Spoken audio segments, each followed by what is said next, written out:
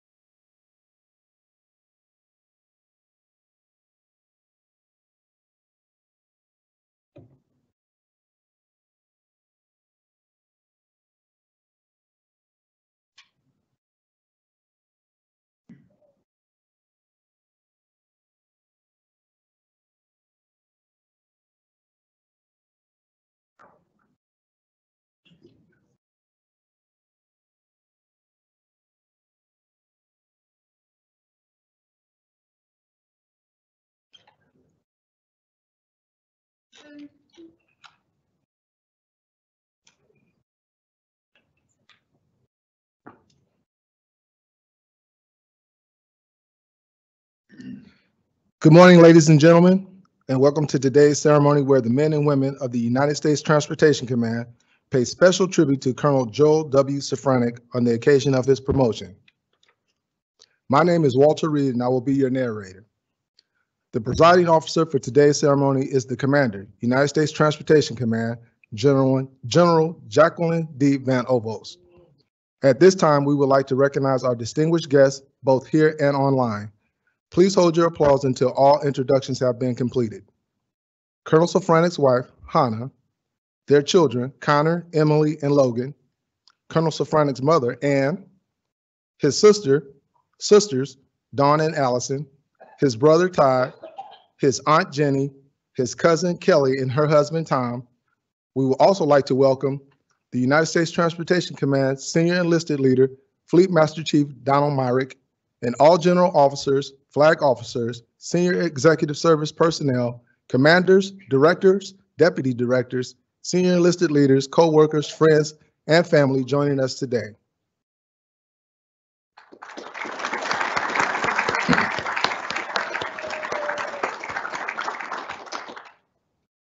Ladies and gentlemen, please stand for the arrival of the official party and remain standing for the playing of ruffles and flourishes and the singing of the national anthem and the invocation.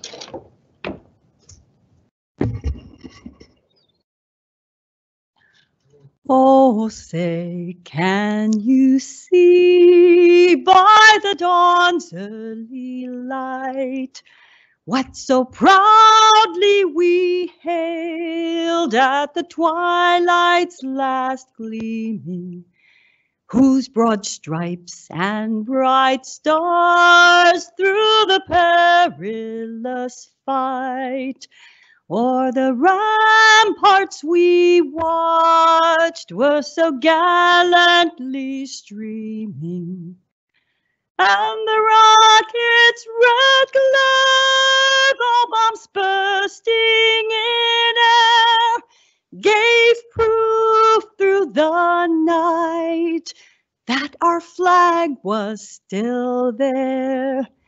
Oh, say, does that star-spangled banner yet wave o'er the land of the free and the home of the brave?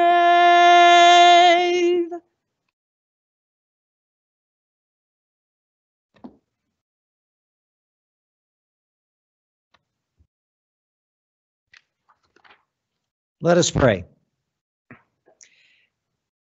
Heavenly Father, we give you all thanks and praise for the opportunity to celebrate the promotion of Air Force Colonel Joel Safranek to Brigadier General this morning in front of this assembly of family, friends, colleagues, and senior military and civilian leaders here at USTRANSCOM. Your servant Joel has blessed our country with his distinguished and dedicated service that began with his graduation from the U.S. Air Force Academy in 1996. And yet we know that Colonel Joel Safranek did not attain this honor of promotion to Brigadier General by himself. Indeed, you have blessed your servant Joel with a loving wife, Hannah, sons Connor and Logan, and daughter Emily. Joel's mother, Ann, raised your servant to dedicate his life to you and to our great country. Joel has also received unwavering support throughout his career from his sisters, Dawn, Allison, and Kim, and from his brothers, Rex and Todd. Colonel Safranek's promotion this morning reflects his stellar performance at every level of leadership he has completed in 26 years of service in the United States Air Force. But Joel's promotion also indicates that the most senior leaders in the United States Air Force perceive that Colonel Safranek has the potential to serve at the general officer level. And now we humbly pray that you would grant your servant Joel with an extra measure of your Holy Spirit as he prepares to assume even greater responsibility as a Brigadier General. For such a time as this, you have called Colonel Joel Safranek to demonstrate your glory through this humble servant leader.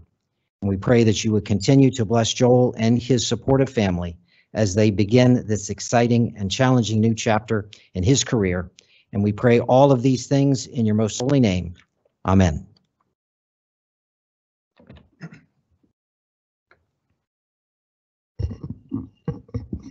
Thank you, Ms. Hahn and Chaplain Sedgwick. Ladies and gentlemen, please be seated. General Van Ovost, the floor is yours. All right. Good morning, everybody. Wow. First of all, I'm glad that you all could come here today and celebrate with the Safranek family. What a big day, right? Joel, congratulations. As here we sit here at one of the biggest days in your military career. So I thank you and your family, and frankly, for allowing me to usher in this incredible milestone in your service career, and to be able to spend a little bit of time with your family. Look, there is no one more deserving of this promotion than Joel Safranek. But we know that promotion is a joint effort. It's not done alone. And if anyone has spent any time with Joel, you know what a significant role his family has played throughout his service career. Hannah, your love and support over the years is the energy that makes him excel every day, right? Your decision to talk to Hannah so many years ago at that Japanese language dinner, which is not really a date, but began the time together and the sacrifices that you together have made over so many years is the reason that he's here today. So 22 years of marriage in 2022, congratulations.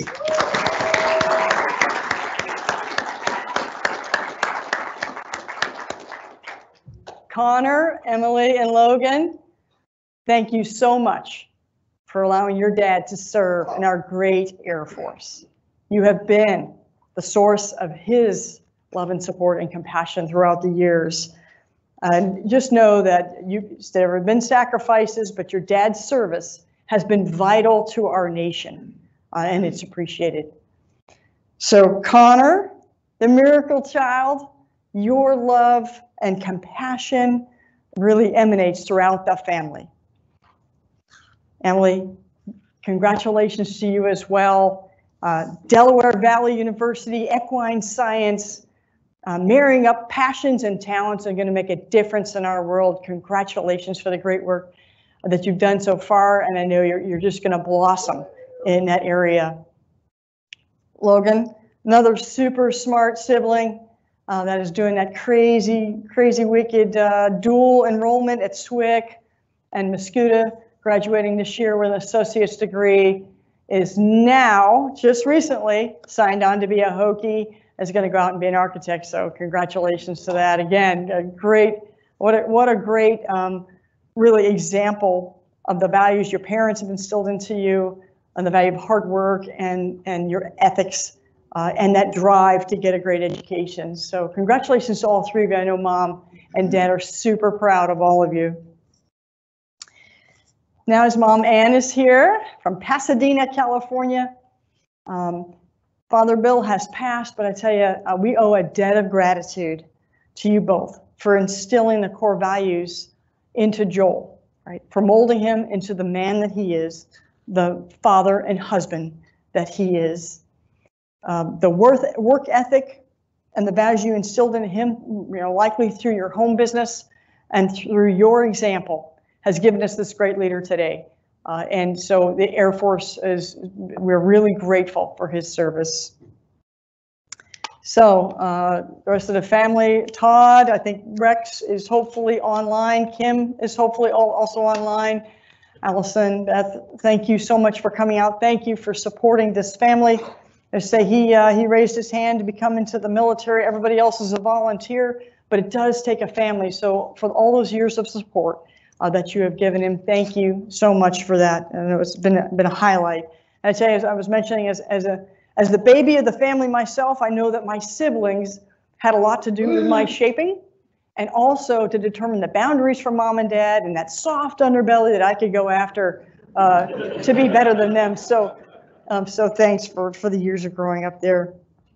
And as I said, this is a pretty big milestone in anyone's career. And I tell you, Joel has had such a memorable career. And if you will, I just want to talk a little bit about it. But let me tell you that very few officers achieve the rank of general officer in our Air Force. We have about 65,000 officers in our Air Force. 300 are general officers. That's 0.5% will make it to this rank.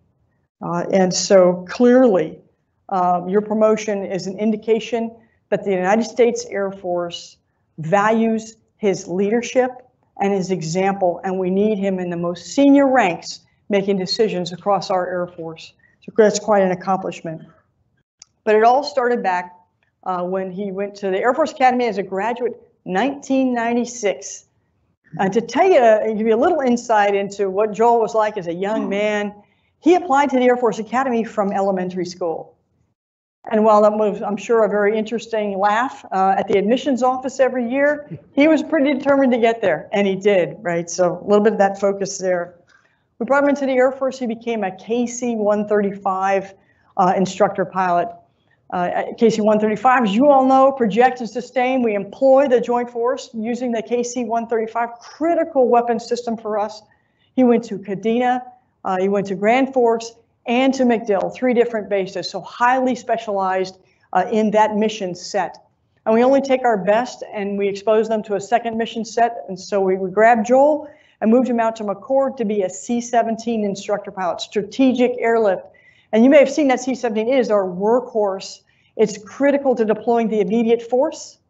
And you've seen it around the world, from Operation Allies Refuge to even what we're doing today in Poland, bringing capabilities for Ukraine out there. So what a great workhorse to really cut your teeth on. He was also a deployed det commander. Not many people get to be a det commander. He went out to Incirlik and really planned and sort of controlled 5 different locations for C-17s. And he did that as a senior captain. Again, you don't often see a senior captain in that leadership. Shows how mature he was as a captain. Then we asked him to go to the Marine Corps, to the Command and Staff College there to learn about the Joint Force, which was really perfect at that time because we snagged him from there and brought him to the Pentagon, where he worked capabilities for the Air Force, and he was an executive officer for the Director of Operations for the Air Force. So not only is he advising at the most senior levels of the Air Force at this point, he's also talking to the Joint Force and to Congress about the needs of the Air Force, both in current ops and the future. So pretty impressive work he did at the Pentagon. And then he became a Global Support Squadron Commander. Now that's not well understood. We understand it here because it's part of our Contingency Response Wing. As a Global Support Squadron Commander, he was responsible for setting up those airfields, those austere airfields with maintenance, command and control, and aerial port capabilities forward. And he was responsible as that squadron commander for the readiness of the entire wing. Our ability to project and sustain a force at a time and place of our choosing. If that place is an austere location, Joel had a part of it, right? Really critical. So he did airlift, did air refueling, and now he's doing air power from the ground up. He was the top commander out of that wing, which was phenomenal and really very fitting. From there, he went to NORTHCOM out in Colorado, where he learned about Homeland Defense, right? So as we bring it all together and we say Homeland Defense is our #1 priority, Joel had a taste of what it takes to do that. Then we moved him to be a Contingency Response Wing Vice Commander. And the Vice Commander of our Contingency Response Wing, he took 2 major roles on.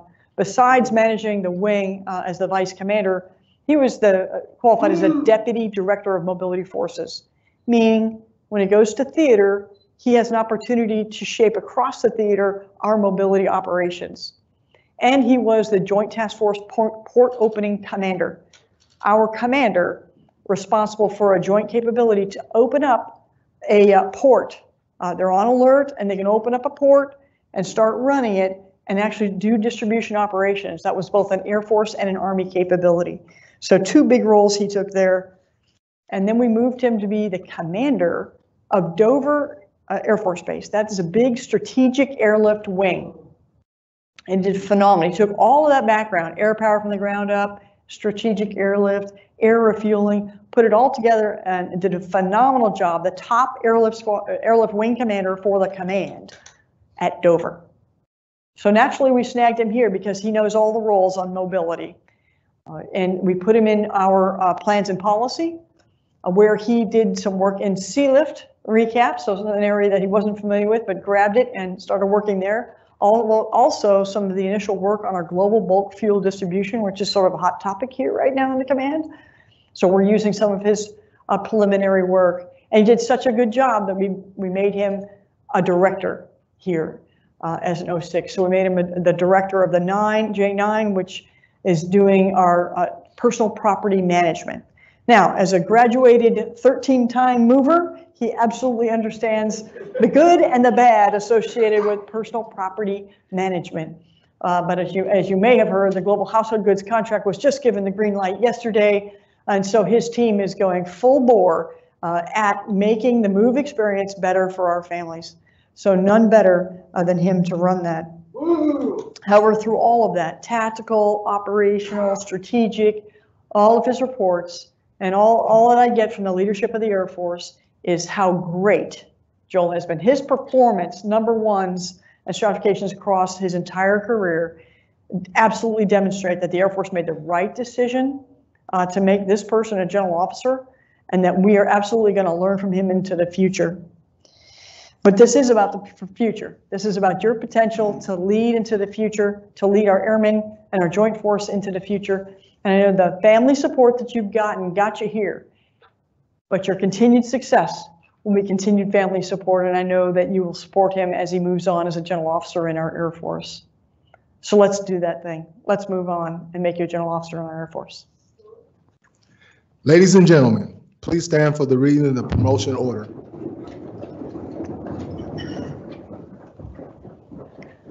Publish the order. Attention to orders. The President of the United States, acting upon the recommendation of the Secretary of the Air Force, has placed special trust and confidence in the patriotism, integrity, and abilities of Colonel Joel W. Safranek. In view of these special qualities and his demonstrated potential to serve in the next higher grade, Colonel Safranek is promoted to the grade of Brigadier General, United States Air Force, effective the 2nd day of March, 2022, by the order of the Secretary of the Air Force.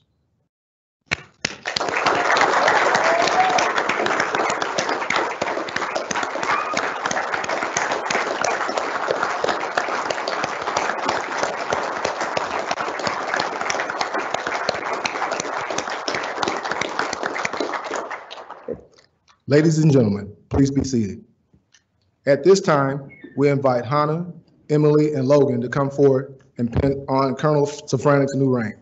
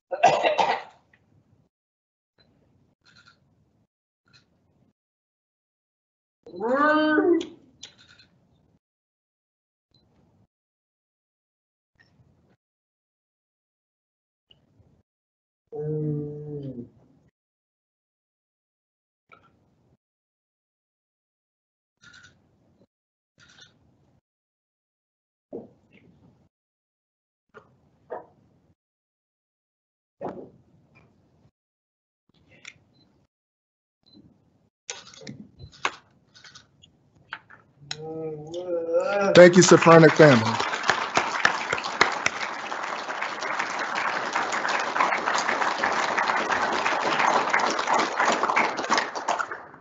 Ladies and gentlemen, please stand as General Van Ovost administers the oath of office.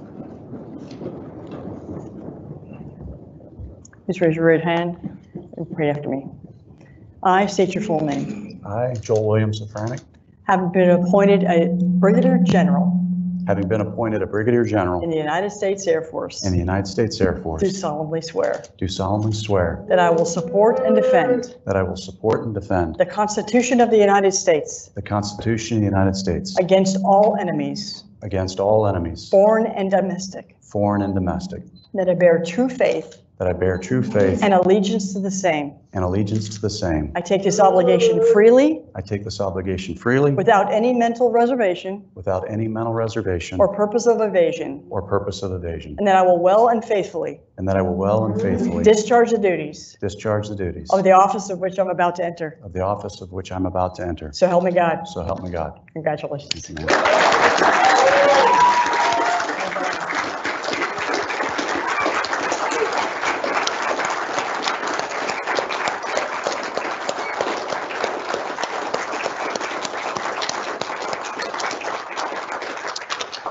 Thank you, General Van Ovost. Ladies and gentlemen, please be seated. We will now present General Safranek with his personal flag. His flag is being unfurled by the United States Transportation Command Joint Service Color Guard. The history of the general officer flags dates to 22 August 1903. They were first authorized for Army general officers when making official visits to Navy vessels. This authorization was expanded to automobile flags and field and office flags in 1923. Today, the Air Force authorized individual flags to those who warrant them by virtue of their office. The United States Air Force has incorporated the use of flags to signify the presence of a general officer. This flag will be present at all official military functions hosted by Brigadier General Safranek and will be visibly displayed in his office.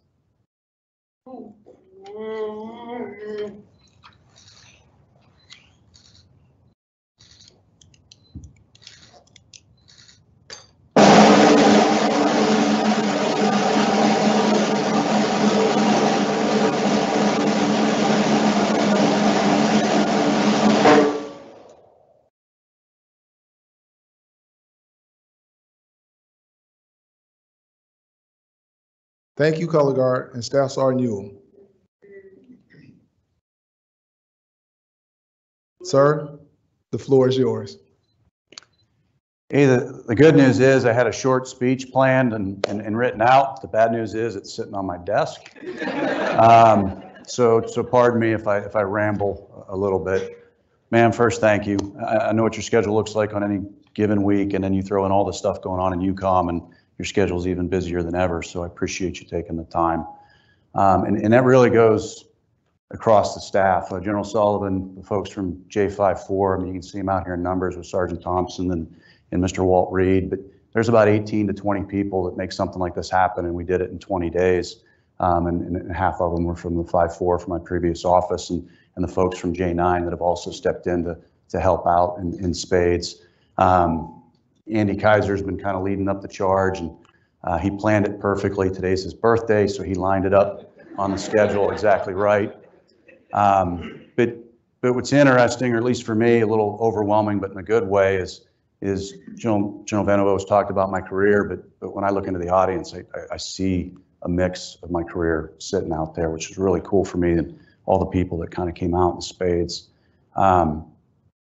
My family with my sisters and my brother coming out. I mean, I appreciate Allison helping mom come out from California, and Todd coming up from South Carolina, and Dawn Ann. We always say she's kind of my biggest fan. She's been at my various change of commands, and I appreciate you keeping I used to change his diaper stories to a minimum, which she's been noted for doing in the past.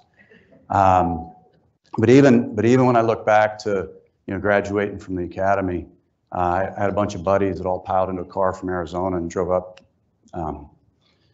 There's a little bit of allergies, okay. And three of my friends, 35 years later from high school and junior high, are still here. So Adam, Todd, Ryan, thanks for making the trip.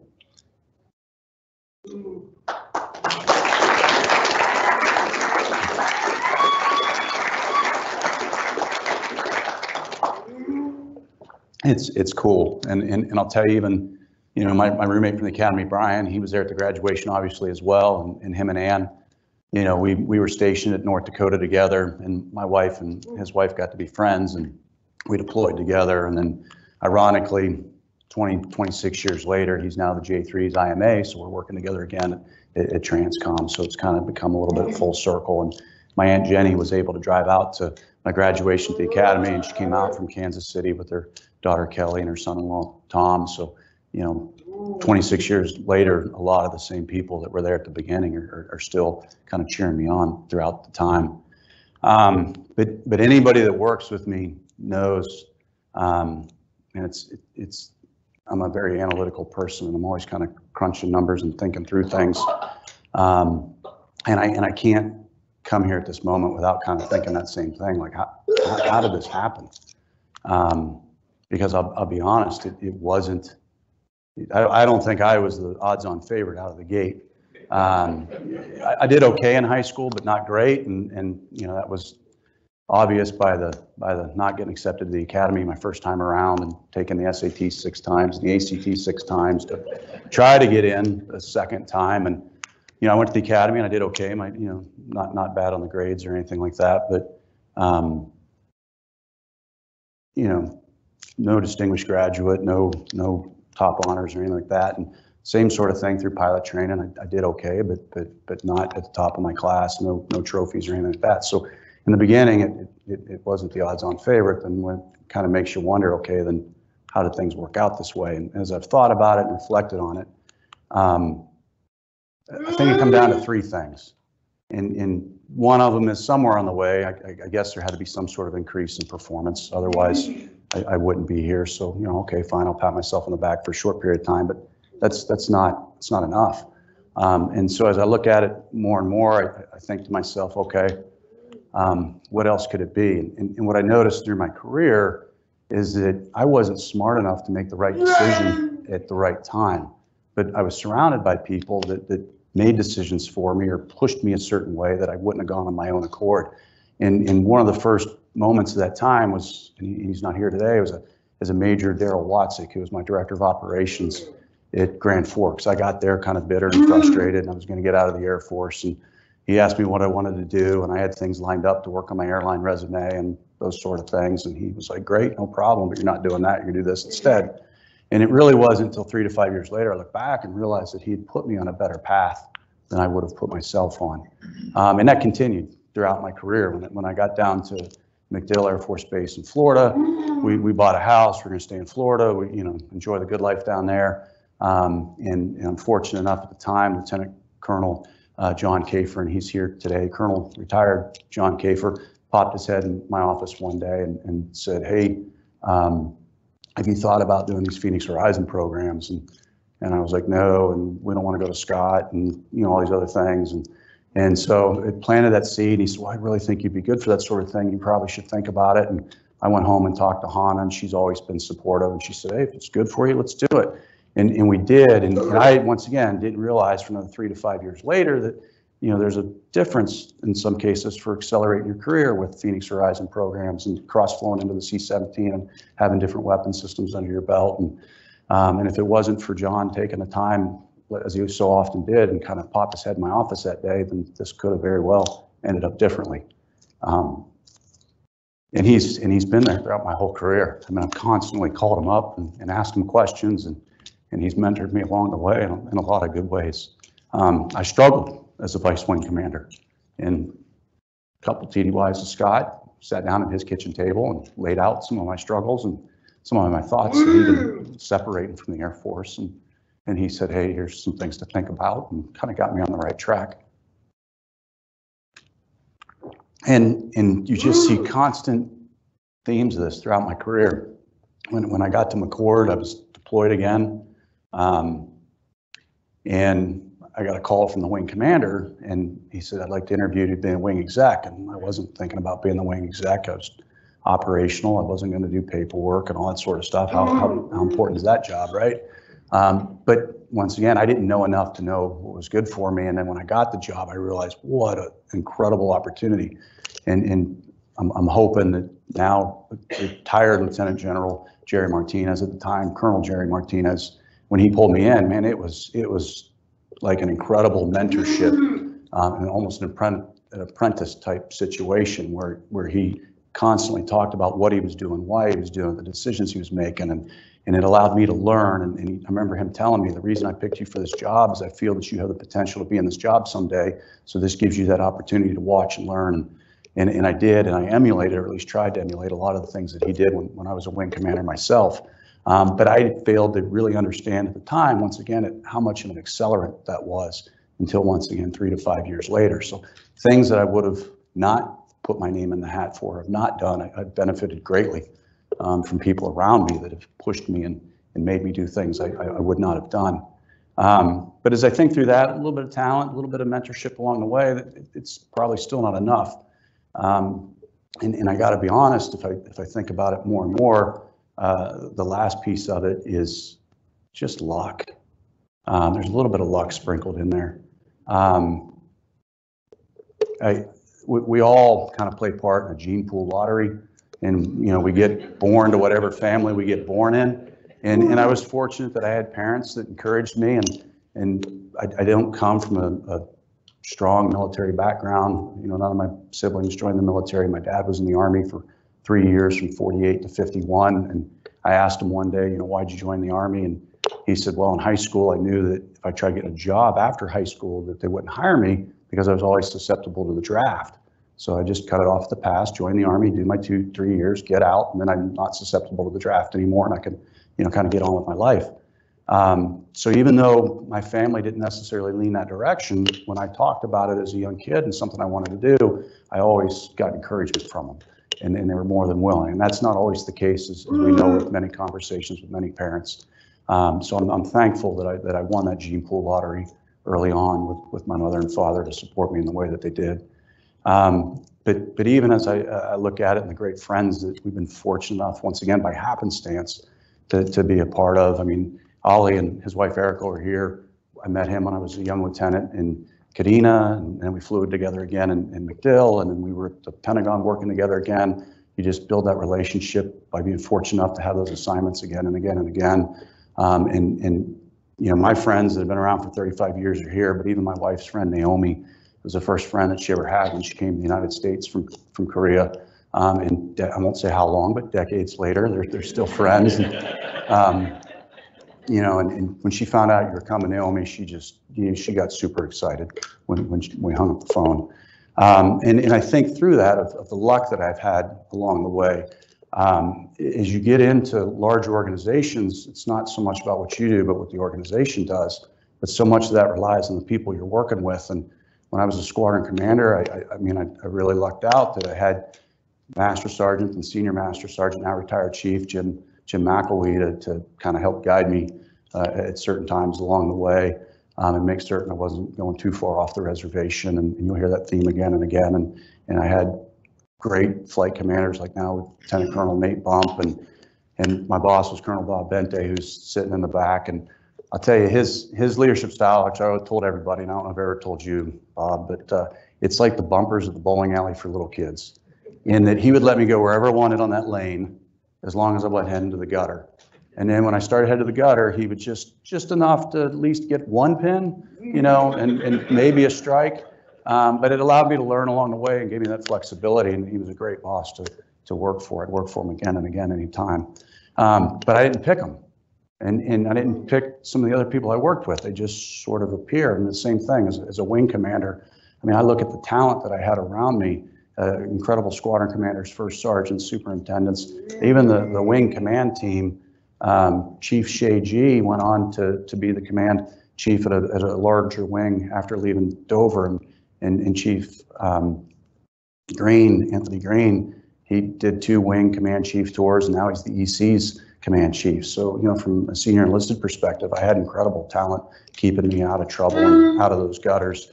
My vice wing commander is on his 2nd wing command. He commanded Dover after I left, and now he's doing the presidential airlift wing at Andrews. And one of the group commanders, Tyler Schaff, phenomenal group commander, one of the best leaders I ever worked with, and he's now the Air Base wing commander at Andrews. So when you've got that sort of talent on your team, and you just can't help but do well, no matter how hard you try not to. So I look at that as just complete luck, absolute complete luck. So as I thought through this speech and kind of wrote it down on the cue cards that I have sitting at home right now, the one part I really didn't write on it was a conclusion. I couldn't figure out how really to tie this up. So I just really want to tie it up with a simple thank you. I mean, all the things that have gone on in my career and the people in this room that I can share this with, the work here that I've done at TRANSCOM has been rewarding. The work with the J54 and all the folks that have helped us out, the work that I've done in the J9 and having great leadership there as well. Once again, just as fortunate with Colonel Gibson and various other div chiefs there to keep me from the gutters as well. And then, like I said, the team that just pulled everything together, whether it's the color guard, the drummers, Jacqueline, thank you, Miss Hahn, thank you. I can't sing, so I appreciate it when someone else has a good voice to do that. And then I'll just close with saying thank you. And then if I've missed anybody, I apologize. It wasn't an intentional oversight. It's just tough to do without my cue cards. Thank you. Oh, thank you. I did it again. And Sergeant Tom, I warned myself as I get into this, and Sergeant Thompson was armed to remind me. I wanted to save them for last intentionally. When we talk about that luck, it's the same thing. I was surprised. There were other wing commanders when I was a wing commander who were just as talented, if not more talented than me. But as we all know, this is a bit of a Spartan lifestyle. And when it come to the end of their tour, they just said, I have to retire. My kids aren't developing as well as they need to be, and it's time for me to step aside on their behalf. And my kids, very fortunately, once again, by luck, have thrived and done very well, which then allows me to keep doing this. And I just want to take a moment to give them some gifts and say thank you, because you guys have obviously, you've lived the sacrifice throughout the time as we talk about, and I won't go into it because they know it. And then Han, I'm going to start with these, and then a small gift as well, just to say thank you for everything. We'll just leave it at that. But I do have to tell one story, and this comes down to, once again, just luck. I did not pick my wife; she picked me. I've benefited from that fortunate decision for 22 years now. I literally sat down at a restaurant. We were both taking Japanese language classes. She's Korean, was living in Japan. I was American, living in Japan, and just happened to strike up a conversation that after 22 years has not ended. But all the things that she does, and I hate to say this is standard because it sounds terrible, but she's done all the standard stuff. If you go downstairs to the reception, she put it together. I just said, hey, make it happen, and poof, it happens, and spouses do that all the time. But the best mentor and person to give me advice has always been her. She's always been there. And this one story, I think, sums it up best. I was at MacDill and had a rough day at work and came home and kicked over a trash can and talked over dinner and kind of said, oh, work's not going well, and this and this and this. And she listened like a dutiful spouse does, and made me feel better, and gave me some advice. Hey, talk to your boss. And I said, yeah, okay, sure, I'll talk to my boss. And so the next day I went to work, and it's like 11 o'clock in the afternoon, and I get this phone call, and it's my wife, and she says, hey, how are things going? And I said, they're going well. And she says, okay, we talked last night, and you weren't having a good day. And she's, did you take time to go in and talk to your boss? And I said, no, not really, hum, ho, ho. And she said, are you going to go in and talk to your boss? And I was like, well, and I probably made a bunch of excuses for why I wasn't really going to go in and talk to my boss. And she said, okay. She said, well, this is how we're going to play this. She said, you're going to go in and talk to your boss. And if things don't work out, that's cool. Come home. I'll make your favorite dinner. I'll give you a shoulder to cry on. I'll make a bubble bath. Everything will be all right.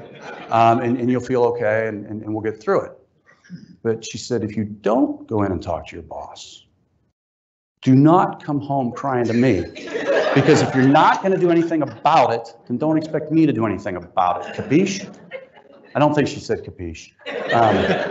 And I just said, yes, ma'am. And then went in and talked to my boss, and things worked out, right? So having that person that doesn't just side with you for the sake of siding with you, but to give you the tough love and to give you the advice when you need it, and that kind of filtered, just, this is what you need to do, and I'm going to help you do it.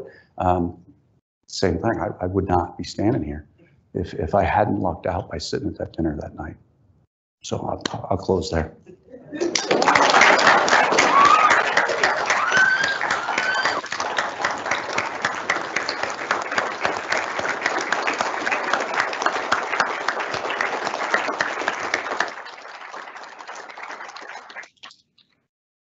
Thank you and congratulations, sir.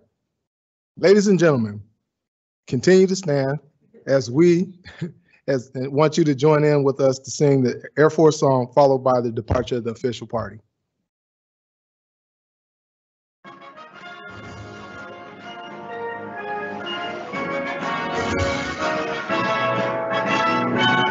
We go into the high into the sun.